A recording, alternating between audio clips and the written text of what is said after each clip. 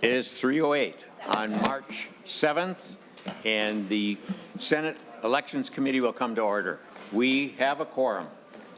We're going to start out with, we have two bills today, and although we're going to switch the order, we're going to have Senator Boldon do hers first, which is Senate File 2051.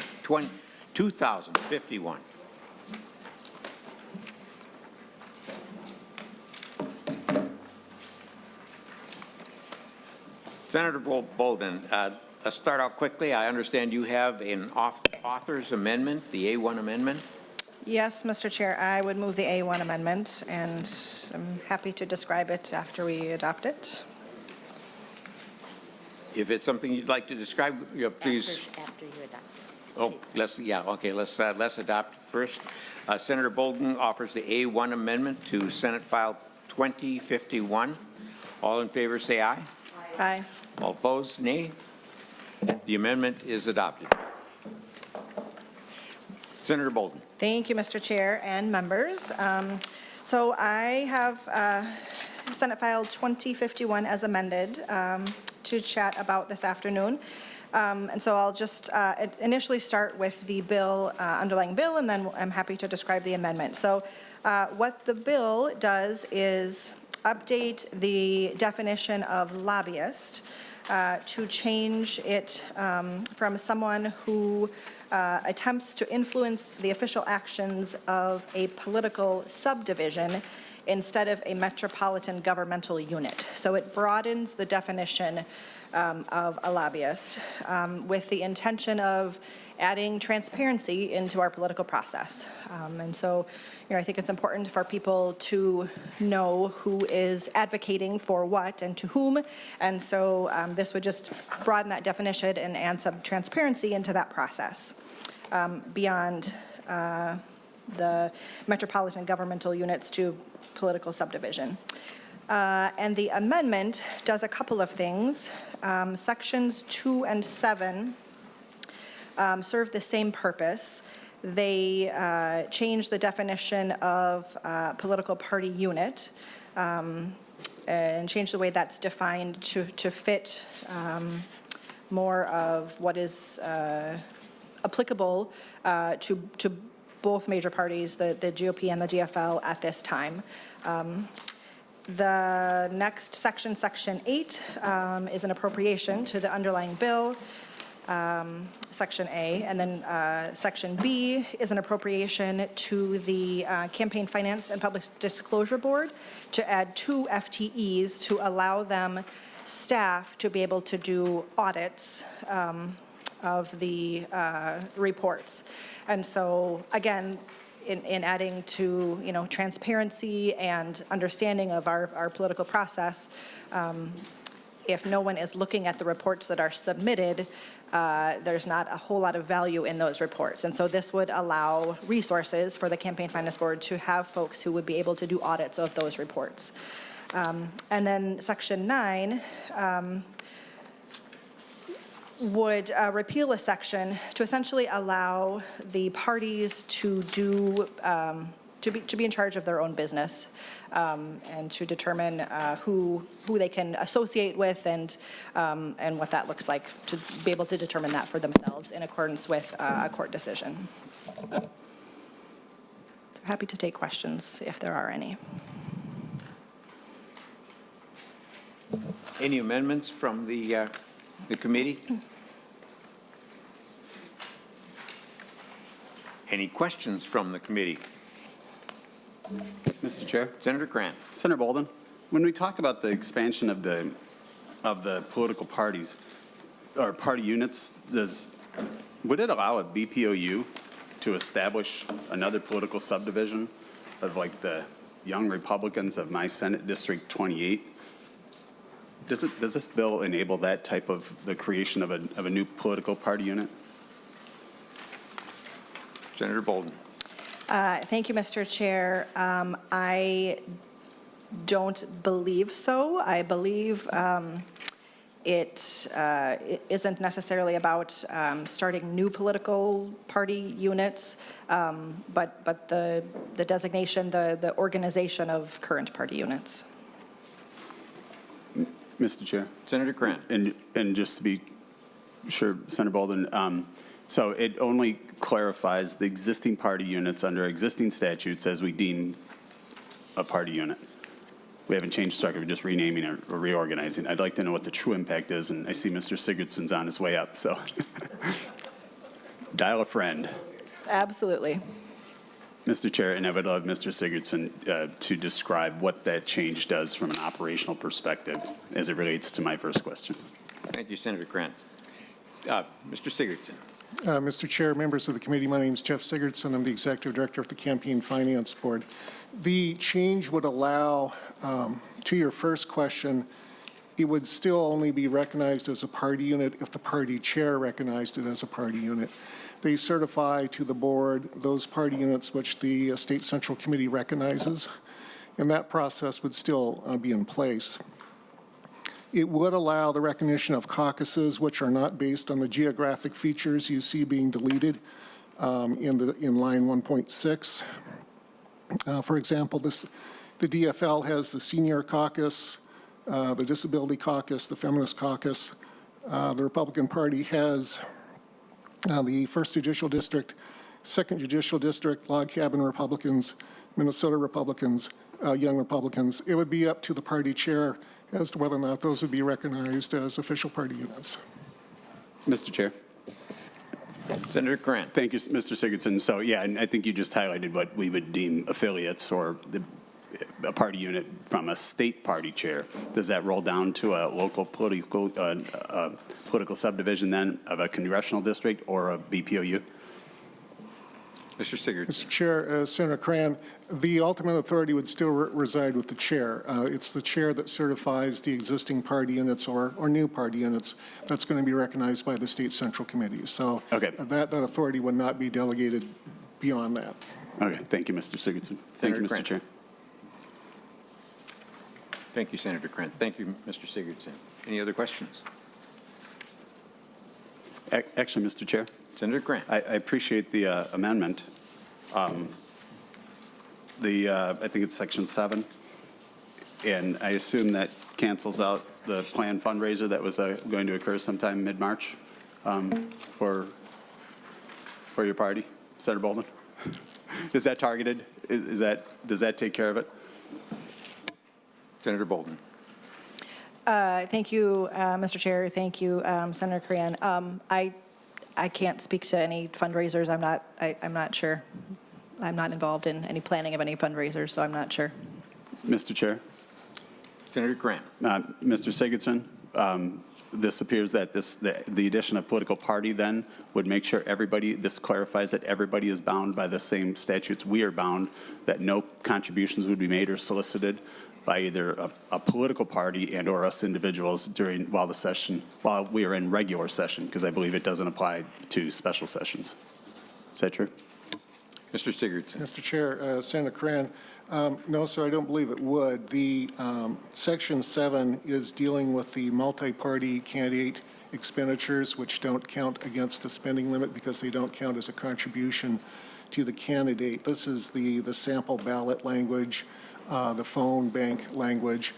Basically, again, the way the statute is currently set up, it's based on what I would call either geographic or political boundaries.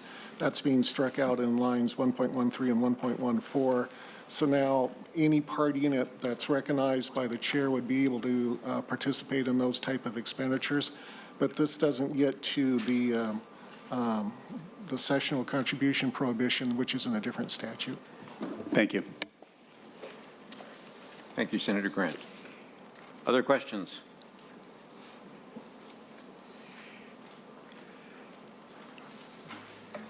Senator Boldon, would you like to make a motion? Mr. Chair, I'm sorry. I'm sorry. I'm sorry for my confusion with working. It's our transition between the committees we might both serve on is not long enough. Mr. Chair, I'd like to move the A2 amendment. Senator Cran moves the A2 amendment. While it's being passed out, could you, is it something you could explain? Thank you, Mr. Chair. And sorry, I had a memory lapse here. So what the Section 7 does is it clarifies, based on my inaccurate questions earlier, it clarifies contributions during the legislative session. You know, we're already defined as the constitutional offices, the legislature, and it's pretty clear. It adds on line 1.6 political party. And what that does is that makes sure we get rid of any ambiguity to our statutes about contributions for a political party or otherwise, and soliciting them as a party or on behalf of candidates or units during the legislative session. And I would encourage a green vote and a roll call.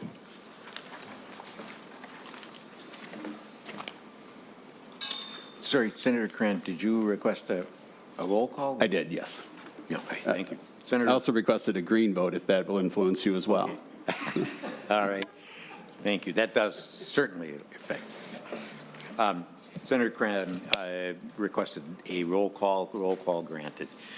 Senator Boldon, was this amendment covered with you before you saw it today? No, Mr. Chair. And do you have an opinion of it and a position on it? So thinking, on the fly here, having just seen it moments ago, I'm not opposed to the concept, certainly. I think it's a discussion that we should have and should come to, I'm agreeable to coming to some language.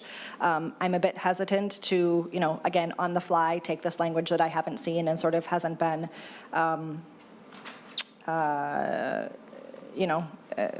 checked and discussed and had some time to process it a little bit. So my initial reaction is to respectfully ask for a no vote in this moment, but with a commitment to work towards the goal of what the author is trying to accomplish.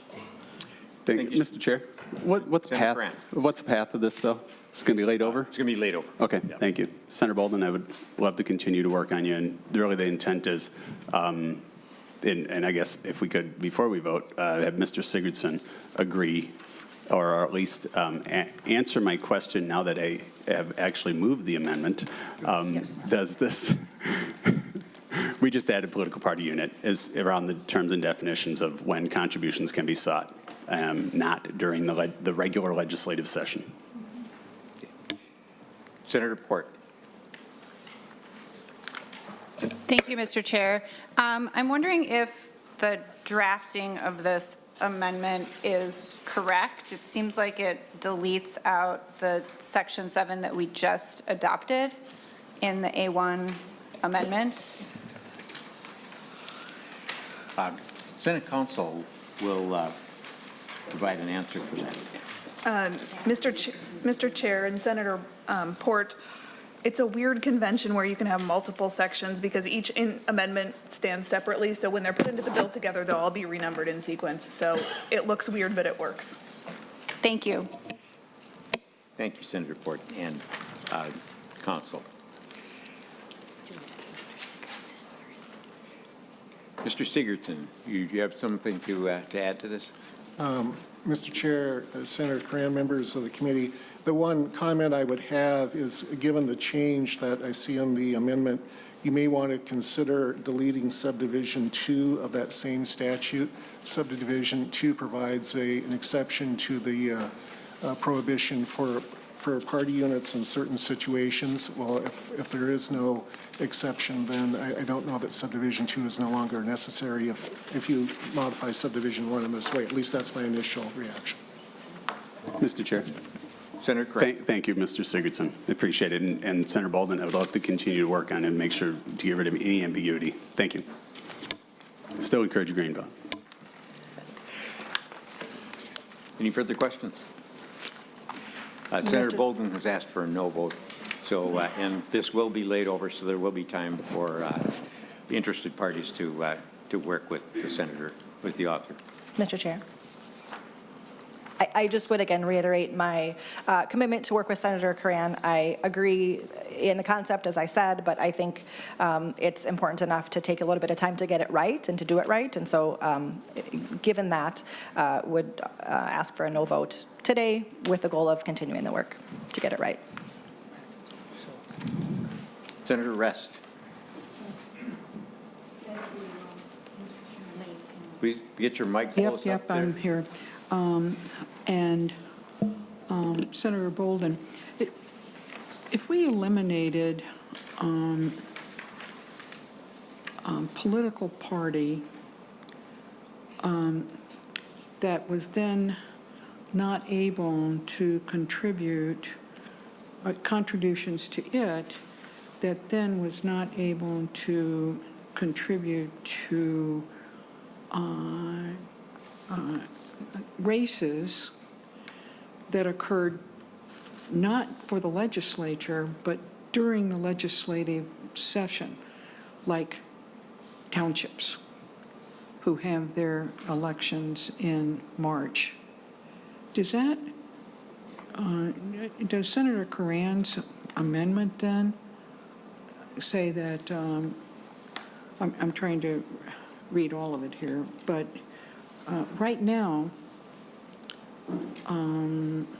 someone could solicit a contribution for people running in a township election without being barred at all for doing that.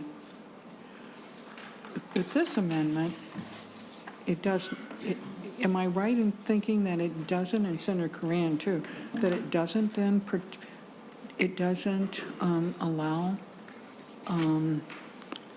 then a political party to collect contributions that could be used in those elections? I mean, the legislature is not the end-all and be-all of the political world here, whether it's, these political parties are partisan, of course, and township officers don't run, and I don't have any townships, so those of you that do, doesn't, they're not designated partisan races. Would that interfere with that? Senator Curran, would that interfere with that? Mr. Chair? Senator Curran. Mr. Chair and Senator Rest, I think this one's really targeted to the registered lobbyists, you know, the political committees, political funds, and those not registered, but also targeted for the state legislature and constitutional offices. So I believe that would exclude all of those in which you just mentioned. So, Senator Rest. thank you, Mr. Chairman, just trying to understand. So,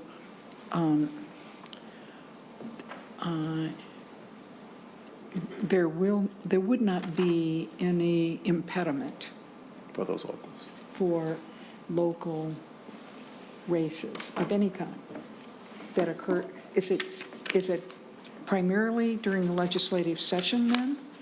And outside of that, no problem, regardless of what kind of race it is? Yep, Senator. Searching for an answer. Senator. Mr. Chair, Senator Rest, yeah, really targeted. As we know, we are all bound, right, during the legislative session, those that could be Yes, of lobbied, course. and the Yeah, influential yeah. powers that are currently registered or that we deemed maybe unregistered but still fit that bill.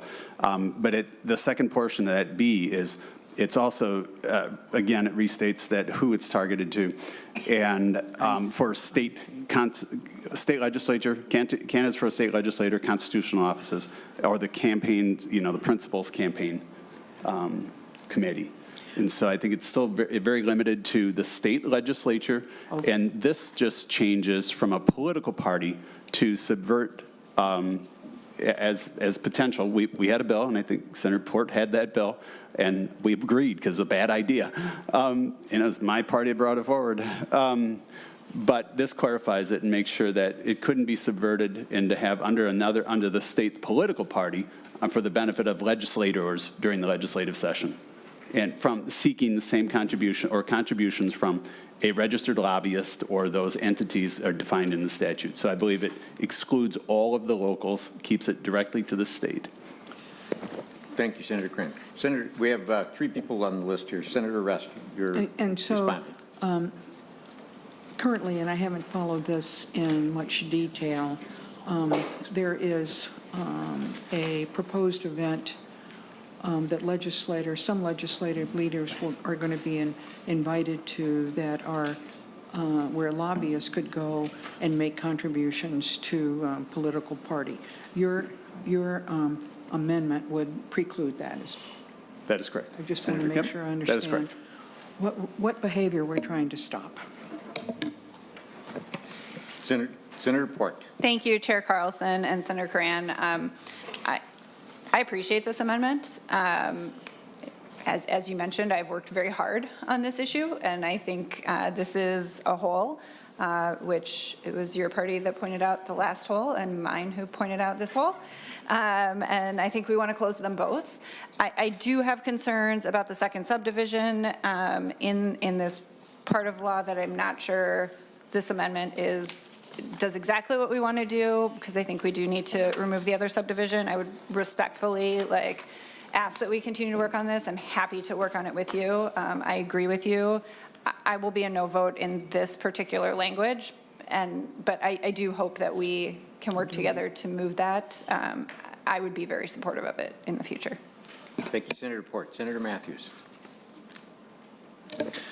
Thank you, Mr. Chair. I'm glad for the recognition going around of what the issue is that we're trying to get at.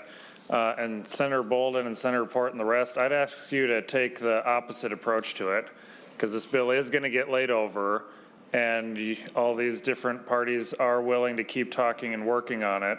So let's plant the flagpole in the ground here on this issue and go back afterwards and make the tweaks or stuff to it that you need, rather than leaving it sitting on the outside looking in. Add this to the bill, and then in case, I know we're all deadline weeks are upon us, busy schedules are coming up, this will at least motivate us to make sure that we have this situation answered and that we have it done right. Otherwise, we're going to be left in a situation where loopholes look like they want to be closed for one party and not the other, and that's not what this committee wants to do. That's not what what the Senate, the establishment of the Senate should be about. So I'd encourage you, even if you think there are some glitches to how the final language should look, go ahead and vote yes on this right now. Motivate yourself, and Senator Cran and the rest of our side is coming back. You all have the control of the bill and the omnibus bill, and it will come back how you're having it look. But I'd ask you to vote yes on closing this loophole. That flagpole will be planted in the ground to make sure that the parties come together and do their work. So we had good work earlier this session, as was pointed out, for a loophole that the Republican Party exposed last year. One came up this year in the DFL caucus. I'd urge for this committee to show some consistency in how we're handling that, and do that today with adopting this amendment. Thank you. Thank you. Senator Westland. Thank you, Mr. Chair. I guess the approach that I would take is that if there's an interest in a bill that we know has been introduced and it's coming to our committee, my preference, and I understand we do amendments by ambush here, but it makes it very hard for folks who are trying to understand the implications of an amendment at the last minute. And my preference would be that as we bring these bills forward, that folks who are interested in making bills better speak to the chief author first, and at least have the conversation ahead of time. But when that hasn't happened, it makes it quite difficult, and I'm not willing to vote yes on something where the chief author hasn't been approached. However, the chief author, Senator Port, and others are saying, this looks like it might be a really good idea, but I haven't had more than 2 minutes to think about it. The chief author hasn't been consulted on it, and I know that's how things work, but that's the process that I think would work better.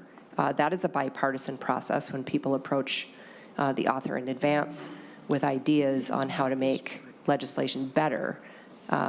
So I would encourage a no vote, and I would prefer that process to the one that's being proposed. Mr. Chair. Thank you. Senator Matthews. Thank you, Mr. Chair. Just want to give a quick response. Not every amendment, in fact, most amendments traditionally on the floor in committees for years, for decades, just because you haven't seen it before doesn't mean that it's an amendment by ambush. That's very rare, become more common in recent years, and that's not exclusive to one side or the other. But that's the role of the committee process. This is where we do our public work with members of the public that are out, that have access to us, that can come and weigh in on pros and cons. And this is where we dive in and do the work. And yes, that sometimes means you get an idea that you didn't have ahead of time. What's also available under parliamentary rules is amending the amendments and continuing to dive in and hash out the language and make sure it's done right. So the committee process is actually the most transparent place for that to be done, not, as the stereotype goes, not behind closed doors in some office or some conference room or some place that the public does not have access to. So I just want to object to that characterization, because this is actually where we do that work and where is the most open and transparent process for making changes to bills. And that's been the role in parliamentary bodies for centuries and is no different here today. So with that, I'd again urge a yes vote on this amendment. Thank you, Senator Matthews. Do we have some?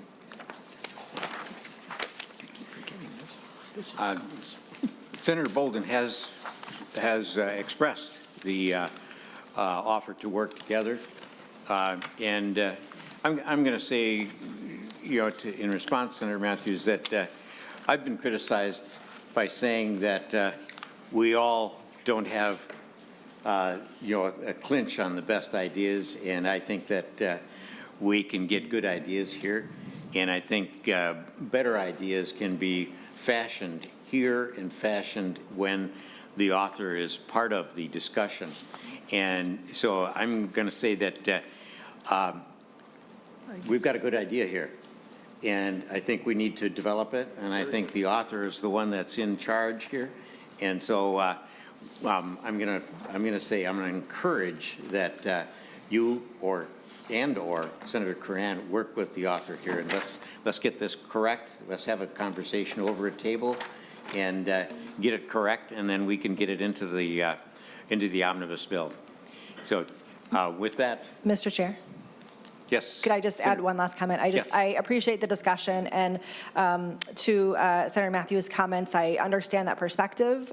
Respectfully, I would share a different perspective, that instead of doing something quickly to get it in, I would rather do it right the first time around rather than having to go back and correct it. And so I think, we do have time. This language will come back if if it makes it into an omnibus package. And so, I will say very publicly, I am committed to continuing to work on this issue with anyone else who would like to work with me on it. And so just, again, would respectfully ask for a no vote on this language, as I'm not sure it is quite right, but I'm committed to doing the work to get it right. Thank you. Senator Rest. Thank you.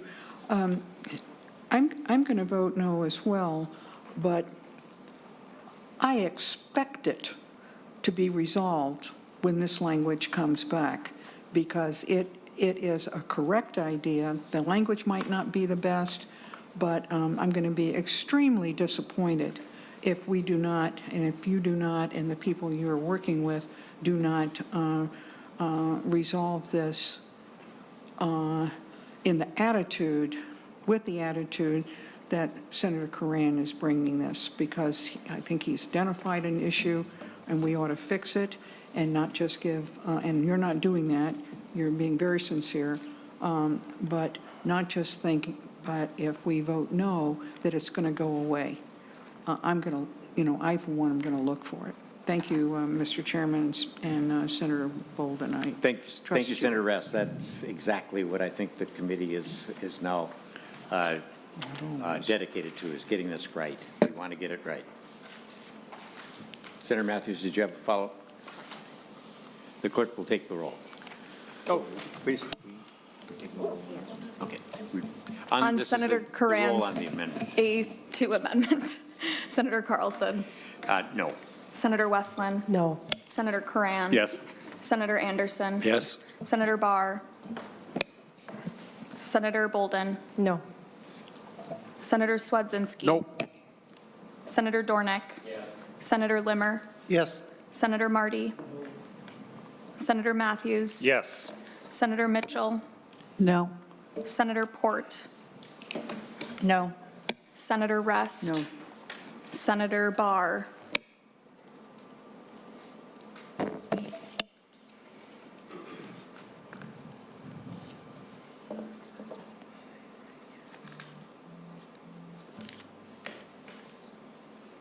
There being 5 yeses and 8 nos, the A2 amendment is not adopted. I want to personally thank Senator Curran for his effort here in trying to make this right, and Senator Bolton for saying that we were going to get this right.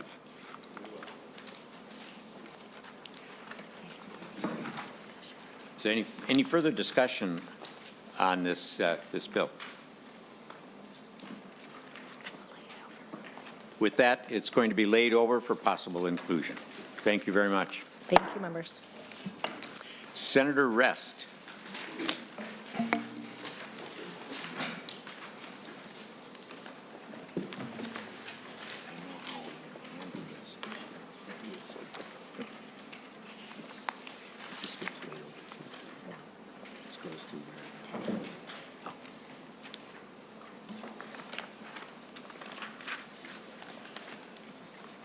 Senator Rest has Senate File 1548. And Senator Rest, I believe you have an amendment, a delete all amendment? Mr. Chairman, I move the A2 amendment. Senator Rest, can you please be sure that your mic is pointed right at you and close by? I'm going to eat it. How about that? Is that better? Great.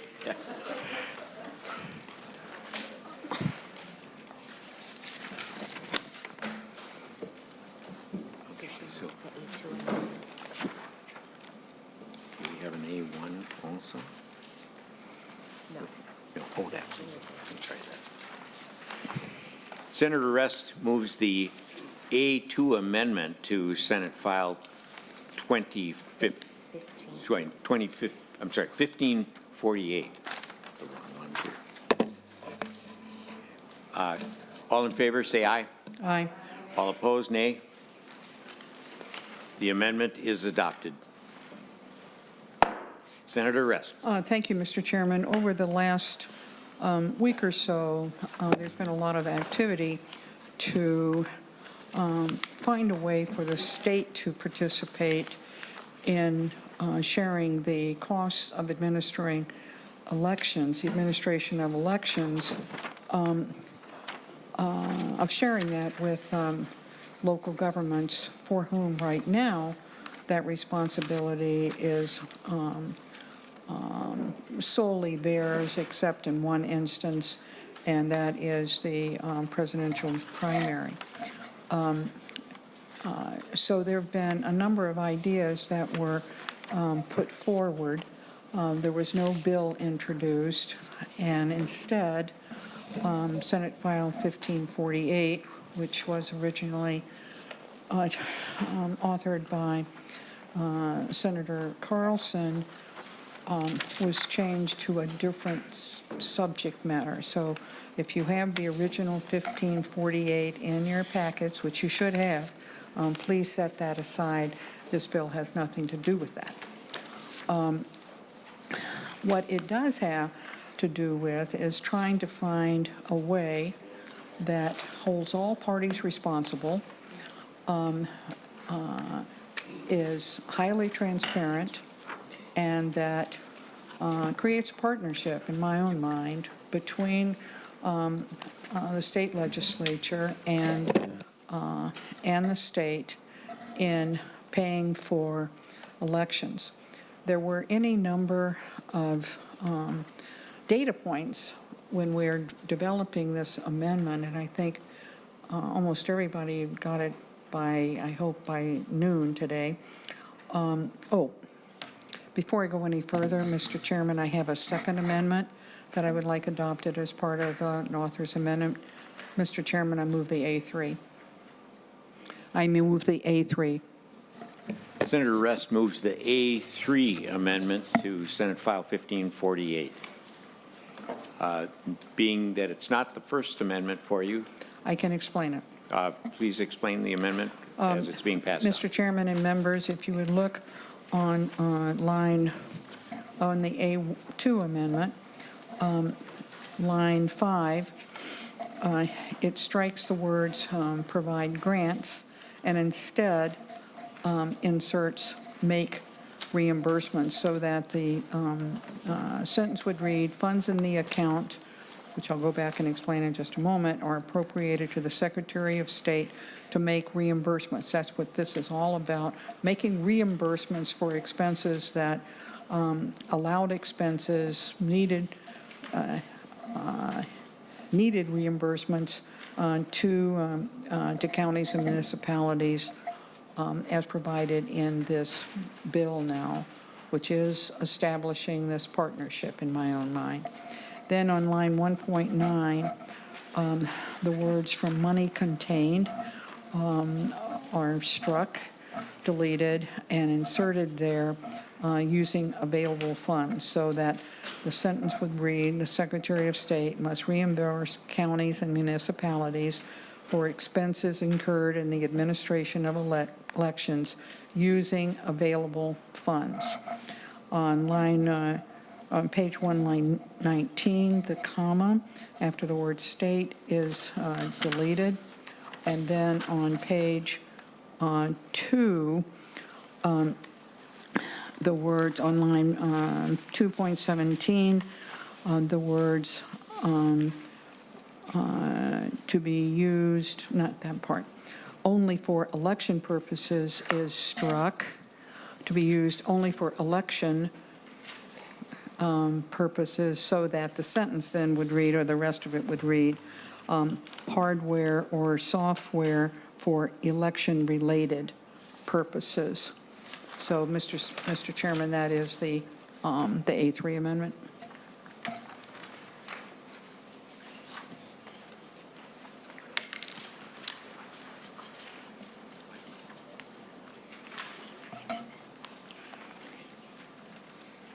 Okay, any questions on the A3 amendment? Is it clear, Senator? Oh, I'm sorry, okay. How about a vote on the A3 amendment? All those in favor, say aye. Aye. All opposed, nay. A3 amendment is adopted. Senator Rest. Thank you very much. There have been proposals that would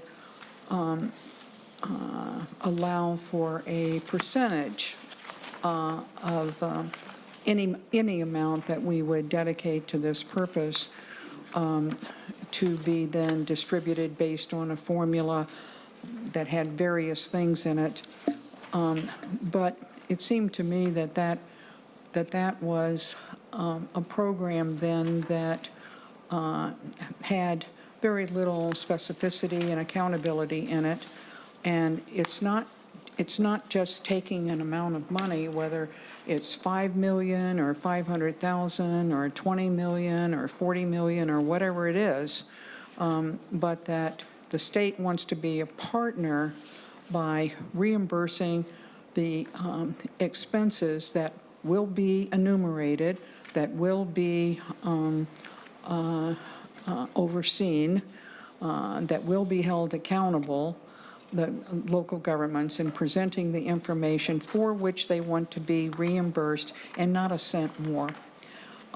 That's not what the partnership is. The partnership is not to just pick a number, even though it may be a lower number than what the costs of elections are to local governments, but to get extremely specific and to have the program work the same way as the program works for purchases of equipment, which is a reimbursement of actual expenses. I did share the A2. I did not have the A3 until just now, but I did share the A2 with the chair, with the vice chair, and with Senator Coran, and with the interested party represented by the interests of the Association of Minnesota Counties. So I'll go through it then, assuming the A3. So first of all, and there is one point, and I'll get to at the end, which I don't think was accounted for, and that we need to do that. What the bill proposes is to set up this local election expense reimbursement account in the special revenue fund. Okay. We do have special revenue funds. This sets up an account for expense reimbursements for local governments in the administration of our elections. So it sets it up, and whatever money goes in there, they're available until they are spent, which is not untypical, as I understand it, of special revenue, of accounts within special revenue funds. And as a matter of fact, we have one account right now that has slightly under $2 million in it. So they exist and they stay there until they're spent. So then the Secretary of State is required then, now I'm at line 1.A, paragraph B, to reimburse counties and municipalities for those expenses that they run into and have to pay in the administration of elections. And what can they use it for? What can they use this expense reimbursement account that they're going to have to indicate to the Secretary's office exactly what was spent on? Well, they can use it for the following things. The cost of preparation and printing of ballots, the cost of postage for absentee ballots, the cost of publication of the sample ballot, preparation of polling places in an amount not to exceed $150 for a polling place, and a preparation of electronic voting systems, also based on the expense per, in this instance, per precinct. Compensation for temporary staff or overtime payments, not the salary of the county auditor. These are strictly related to the election, the function of carrying out an election, the salaries of election judges, and compensation for county canvassing board members, and then other expenses that would be deemed necessary as approved by the Secretary of State.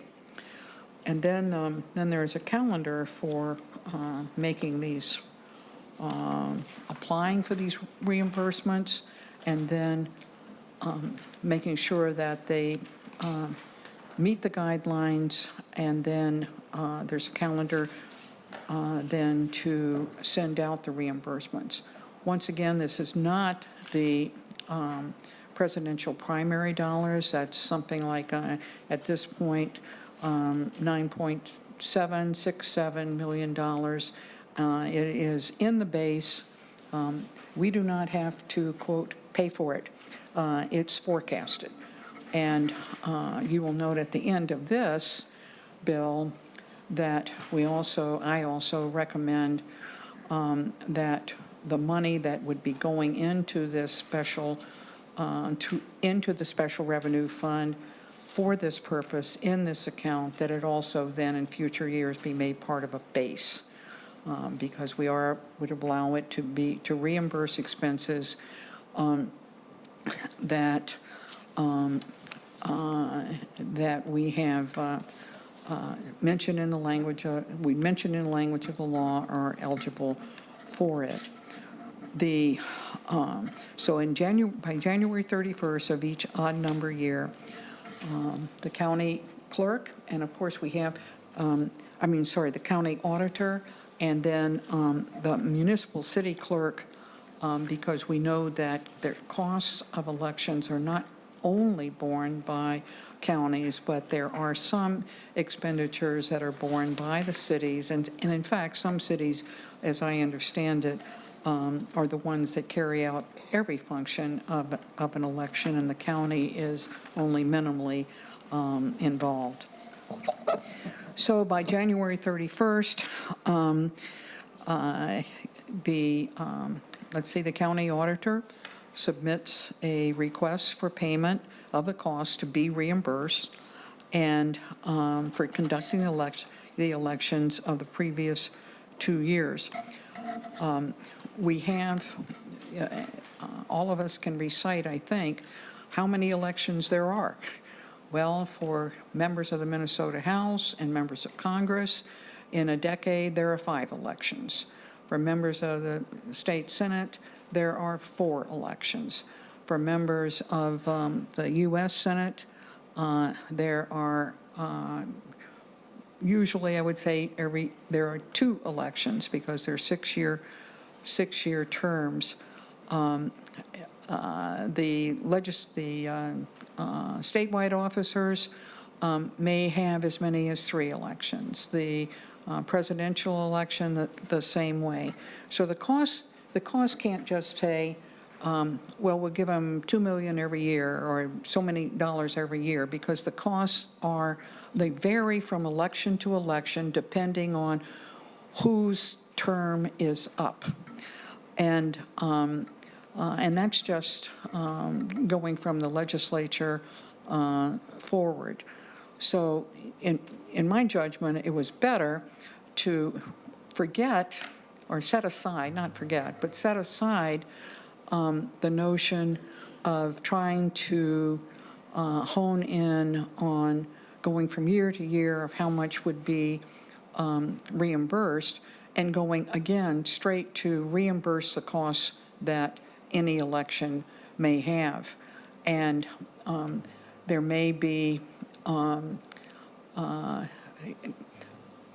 looking at that, you don't have to consider, well, pre-pandemic or post-pandemic, or during the pandemic. During the pandemic, we know that the election of 2020 was far more expensive because of the use of absentee ballots and early voting. That may or may not continue to taper off. So we don't want to use as a bellwether year, a year 2020 or 2022. So again, using actual expenditures and not a dollar more, and doing it on a 2-year cycle. So the request for payment for that reimbursement would be submitted to the Secretary of State, and then an itemized description of those actual expenses, including copies of invoices. That should not be difficult or an overburden for the local governments. They should be keeping that information anyway. The paragraph D then, beginning at line 1.23. So then what would the Secretary of State do at that point? So how does the information get to the Secretary of State's office? Well, in line, starting in paragraph D, this secretary has a responsibility of providing appropriate forms, so they be uniform as well, for requesting that payment for the reimbursement. And the secretary is directed not to reimburse any expenses unless that request for payment and certification of the parts of the costs made by the county auditor has been submitted. In paragraph C, here's where the dollar amount starts to make make its impact.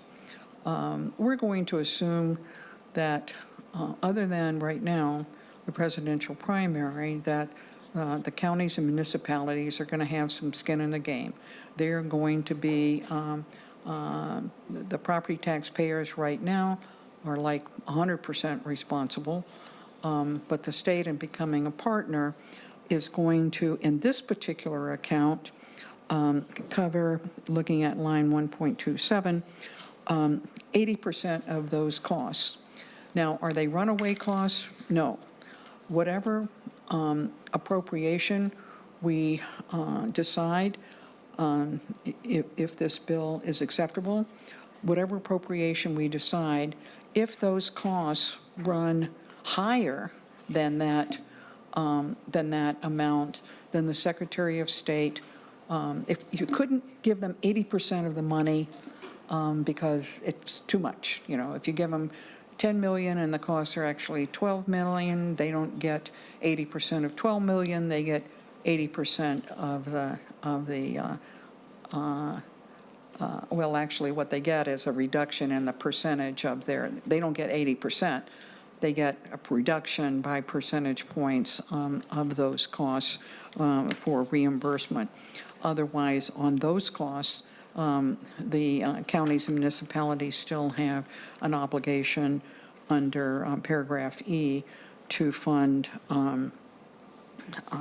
20% of the expenses of running an election, and they would, and the Secretary of State, having given them the correct form, having the cities and counties having submitted by January 31st what their request for reimbursement is, then the Secretary of State issues those reimbursements to the counties and municipalities no later than April of each odd number year. Then in paragraph 8, beginning at line 1.32, at that point, we have another layer of accountability in that the Secretary of State now then submits a report to the chairs and ranking minority members of the legislative committee, such as ours, to let those committees know exactly which counties, how much money was being given to the counties, and a full report on those expenditures for each jurisdiction. That's the first part of this bill, which we have not done before. Reimbursing, becoming a partner, and reimbursing counties and municipalities for the administration of Minnesota's elections. Section 2 is more familiar to us, and that is, right now, there is also in the Special Revenue Fund a voting equipment and infrastructure grant account, and Section 2 then proposes changes in that account, and in subdivision 2, the numbers 1, 2, and 3 are expenditures that are already available for local governments to apply to receive grants to pay for those expenses, including an electronic voting system, assistive voting technology, and an electronic roster system. What is added is on lines 2.17 through 2.20, hardware or software, and we added that in the A3 amendment for election-related purposes, cybersecurity, which is important for all of us, for election-related purposes, and in number 6, security-related infrastructure, and 7, any other equipment or technology that had gained the approval of the Secretary of State in conducting these offices. Subdivision 3, under those grants, and again, this is a program that already exists, I'm just making some changes to it, that the Secretary of State may make grants from the account that's in the Special Revenue Fund to political subdivisions, but once again, a little bit more sunshine, that the application has to contain the following information, that, again, some of it is already there. What's added is if the application is for equipment described in subdivision 2, clauses 1, 2, 3, and then on line 3.7, again, there is some more specificity, and rather than just saying the type of voting system, but actually the type of equipment or infrastructure that is going to, that is proposed to be acquired with the grant money. And if the application for a voting system, whether the voting system will permit individuals with disabilities to cast a secret ballot. With regard to people with disabilities, one of the issues before was whether the expenses of the first part of this bill, which is carrying out the election administration, would have allowed expenditures of a capital nature in order to make a polling place accessible. However, we already have a separate bill, Senator Hoffman's bill that is going forward, that addresses that. And so we're not double dipping here to paying twice or anything like that. So we're going to let that go on its own, or this is what this bill allows that, and then to and removes the allowed expenditure to be only within Senator Hoffman's bill and not here. Page 3, line 20, condition number 13. There does need to be a statement from the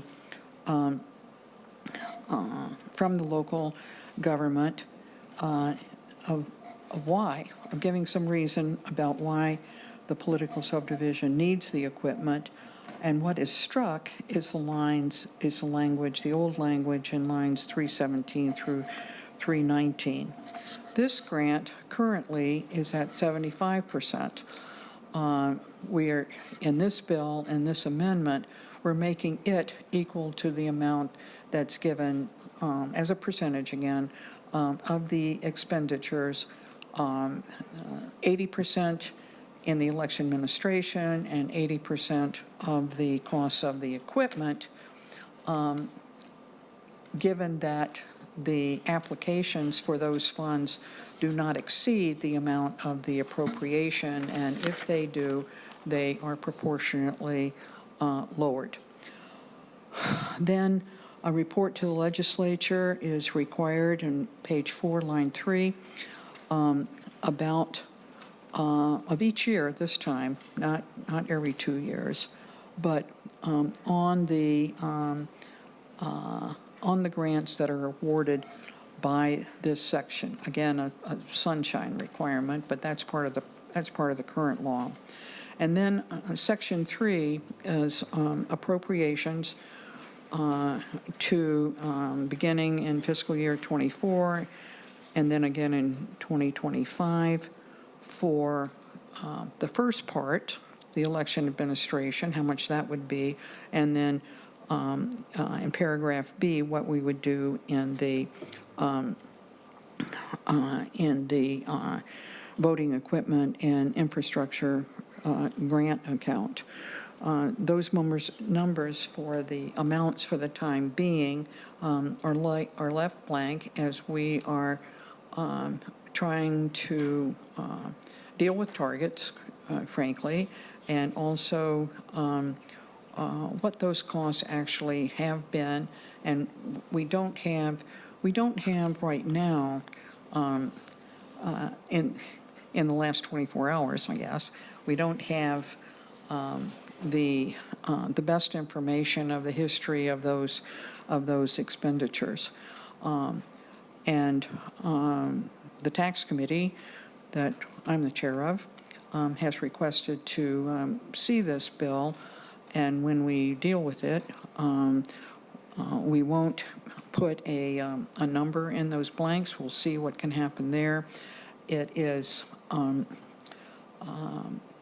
likely that that information is going to be gathered in the next days for what a reasonable appropriation would be under both parts. And then it is likely that, just as likely that the bill will be returned to the Elections Committee as it would be to keep it in the Tax Committee. So, Mr. Chairman, that represents the work that's been done, and I want to thank council and fiscal folks for their generous amount of time that they have devoted to helping establish a partnership where the administration, as well as the equipment for elections, becomes a shared burden, opportunity, responsibility of state government as well as local government.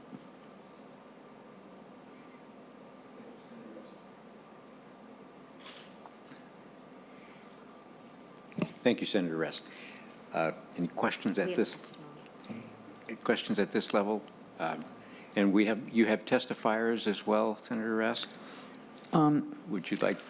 We have several of them listed here, so. I think there are a number of people here who have opinions about this, and I certainly would welcome their comments in a public setting, including the council. Do you have a preference on the arrangement? I see an awful lot of work by the Secretary of State. So I guess. Thank you, Mr. Chairman. That was the thing I was going to mention, that I was going to say at the end of this. It's my belief that we need also, and this can be done in the tax committee, I don't have the language for it here, an appropriation for the Secretary of State's staff to, they're already doing the one, but to do specifically the doing the application and so forth, and the process for reimbursement of the election administration functions. Originally, I think people were thinking, so that's not in it here. It would enter into it in the tax committee. And at least on first blush, the representatives from the counties thought that's a reasonable thing to use even part of the appropriation that they may get for the Secretary of State's costs, and we would certainly take an additional look at that. We're not asking them to do work for nothing, but we are asking them to do good work for what we think is an opportunity for a good partnership. Okay. Senator Rest, you have, let's see, the Association of Minnesota Counties and Blue Earth County Property and Environmental Resources Director, as well as Kathy Sorensen from Blaine City Clerk via Zoom, and then the Secretary of State. Do you have a preference on who we should hear first? No, I don't. I think we have a volunteer. I don't particularly have a preference, but I want them not to speak to what's not here. Speak to what's. Don't speak to what's not in front of Okay. us. Speak to what's in front of us. Okay. Thank you, Senator Rest. And testifier, please identify yourself for the record and proceed with your testimony. Hello and good afternoon, Mr. Chair and members of the Senate Election Committee. My name is Michelle Clausen. I'm a Washington County Commissioner representing District 5, which is in Woodbury. I'm also here representing the Association of Minnesota Counties, AMC, an organization representing the collective interests of Minnesota's 87 counties. But most importantly, I'm here as an election enthusiast. Before being elected into office, I was a longtime city clerk, an assistant city administrator in local government, where I administered elections beginning in 2008. I am a certified municipal city clerk with a master's in public administration from Hamline University, and I have worked for small to mid-sized cities in Hugo, Falcon Heights, Landfall, and Inver Grove Heights, working collaboratively with Washington, Ramsey, and Dakota counties. In short, I have personal and professional experience administering elections from a local government perspective, and as such, I'm testifying today in wholehearted support of SF 1548, a bill to provide the state's first ever ongoing local election administration fund, as well as an ongoing supplemental technology and infrastructure fund. This bill means more to city clerks and election administrators than I can demonstrate in 3 minutes, particularly supporting actual election operations. With both sections of the amendment adopted, this bill would allow for funding for election equipment, staffing, cybersecurity, ADA updates, Wi-Fi upgrades, network upgrades, and security, and more.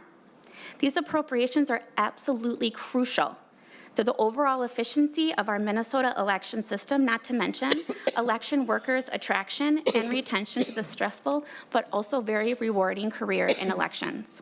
Now, as an elected county commissioner, I see from a budgetary and taxpayer accountability perspective how meaningful it would be to have a stronger state partnership in planning for ongoing election costs and significant infrastructure purchases. To put this in perspective, Washington County is the 5th largest county in Minnesota with a population of 267,000. Of that, 182,000 are registered voters. On an average election year, we have 30% absentee voters. With recent legislative changes, we are optimistic that we will see a rise in eligible voters, increasing voter turnout. Washington County currently spends $1.3 million a year on even year elections. In the last 6 election cycles, we have seen an annual increase by 5 to 10%. In addition to operation costs, Washington County spent more than $1 million in tabulator equipment between 2013 and 2015, $100,000 in software upgrades in 2018, and over $500,000 in electronic roster poll books and election server tabulator software from 2019 and 2023. It's easy to see how our example can play out across the state. With our growing economy and tax base, we have been very fortunate to be able to support costs not covered by grants and state reimbursements through our property taxes. But as the costs for roads, bridges, operations, and supplies increase, the election line item is growing cost and concern for us.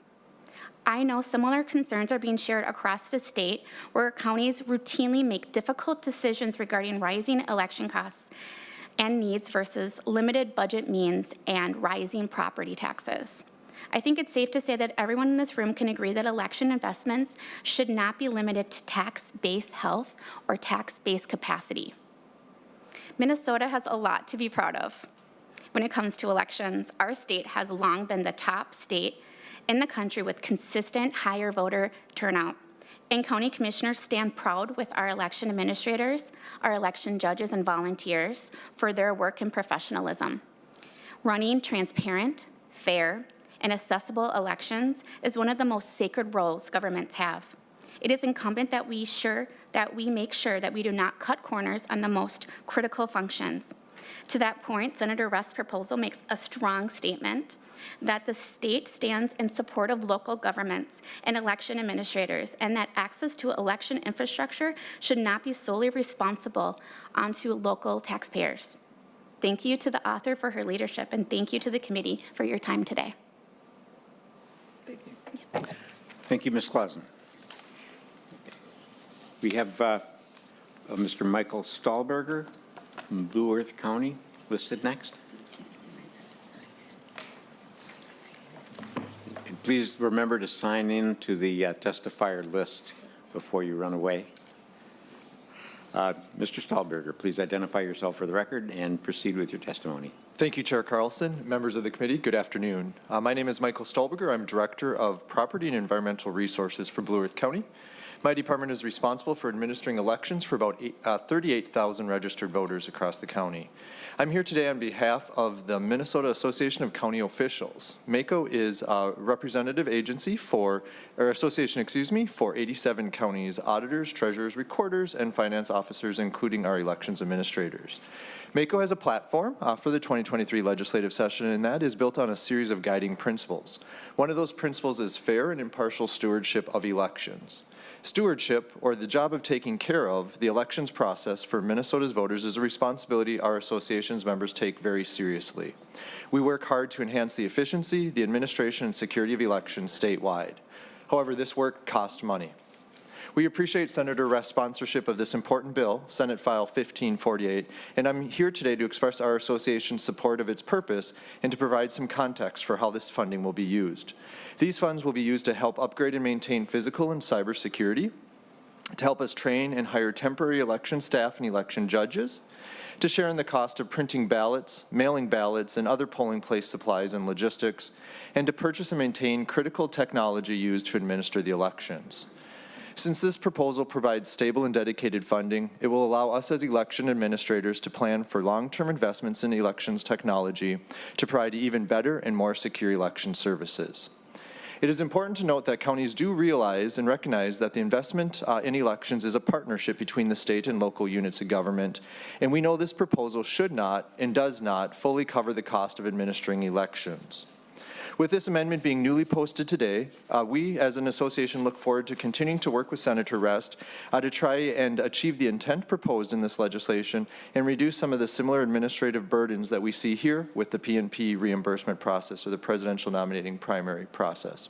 We do appreciate the direct local levy relief that this bill provides and the support it provides for the ongoing and increasing cost to support elections. Thank you for the opportunity to speak today on behalf of MACO.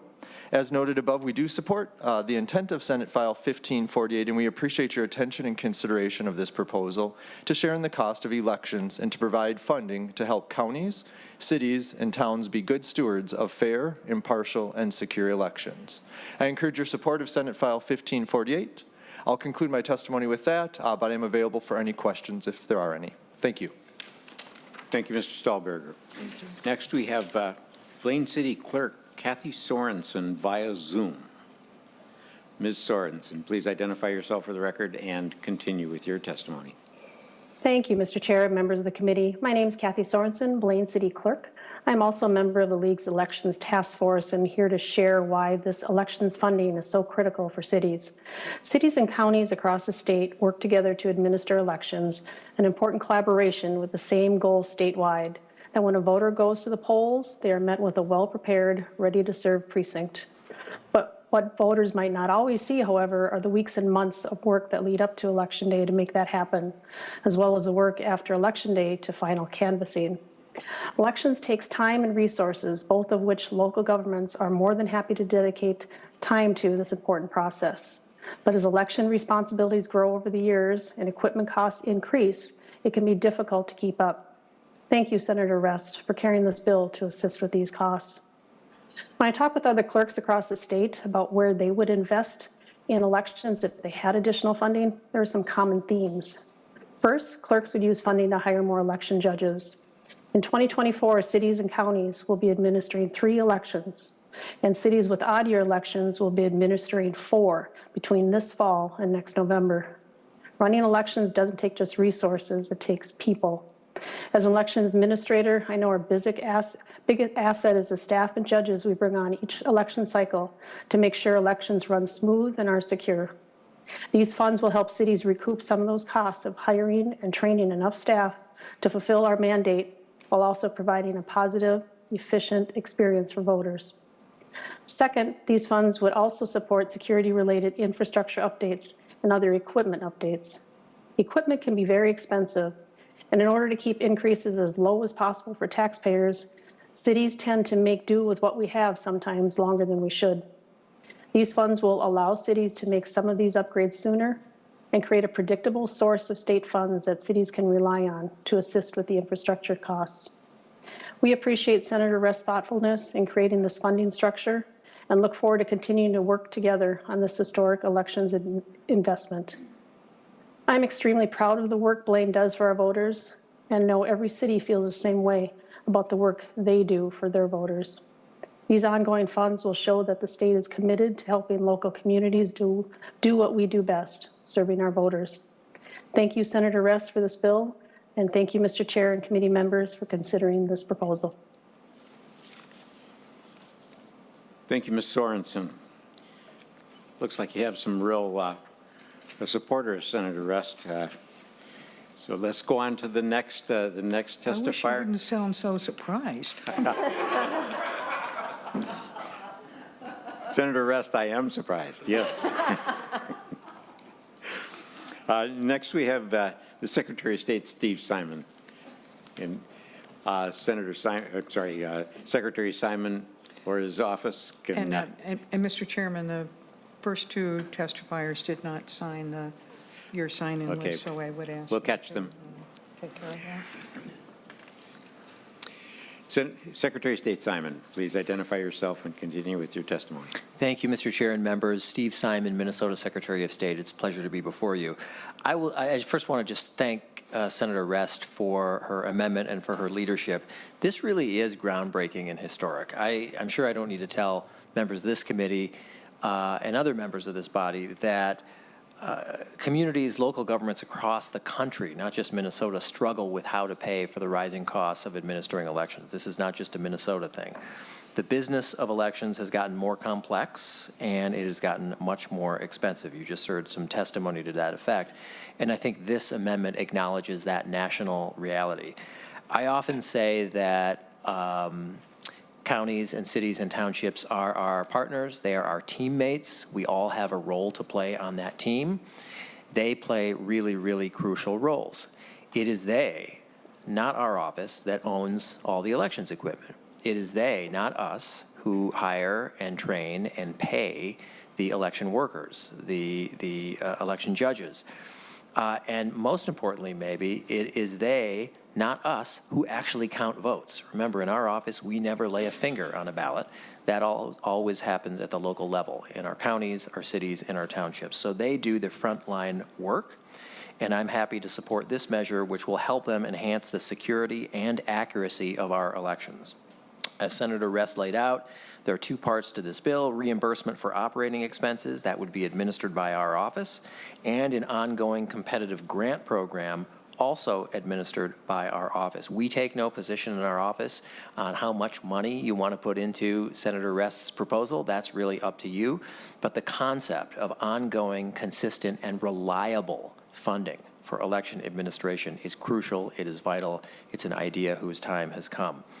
My hope is that the legislature will either provide sufficient resources for a new grants management team in our office, or will seek ways to streamline the process from an administrative standpoint. But I know that will happen in subsequent steps along the way for this bill.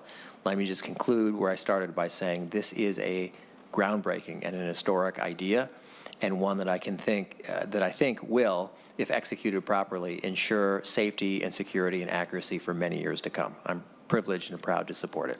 Thank you. Thank you, Secretary Simon.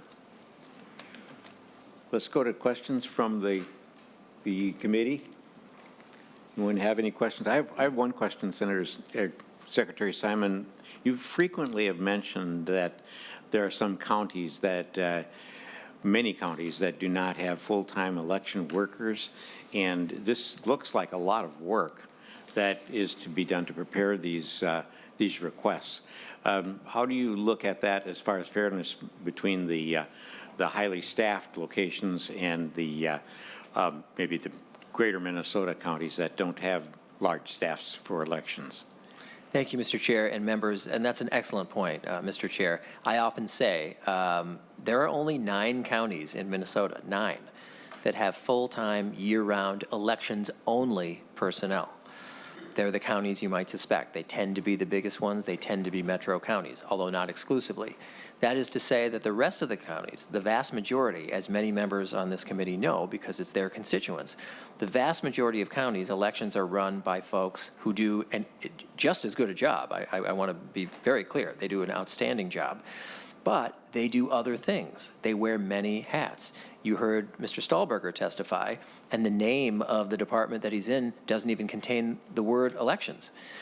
He wears many hats. The people, I suspect, that are his colleagues, his direct reports, and in counties all over Minnesota, they do elections, but they may also do housing. They might also do inspections. They might also do property taxes. They might also do ditch and drainage work, and on and on and on. So they face a lot of challenges having to do this in addition to other duties. And I would imagine, although they're better judges of it than I am, I would imagine that this money, this steady, consistent, reliable funding could really do a lot to stabilize the work that they do and ensure that they can do it, continue to do it as well as they do it into the future. Yeah, thank you, Secretary Simon. Any questions from the committee?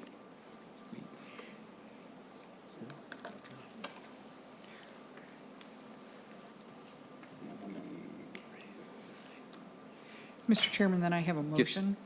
Pardon me, Senator? Then I have a motion. Oh, yes, Senator Rest, please make Mr. the Chairman, motion. I move that Senate File 1548 as amended be recommended to pass and referred to the Committee on Taxes. Thank you, Senator Rest. Senator Rest moves Senate File 1548 as amended and be recommended to pass and forwarded to the Tax Committee. All those in favor, say aye. Aye. All opposed, nay. The motion is accepted. Thank you very much. Senator Rest, thank you very much. That being the finishing our business for today, the meeting is adjourned.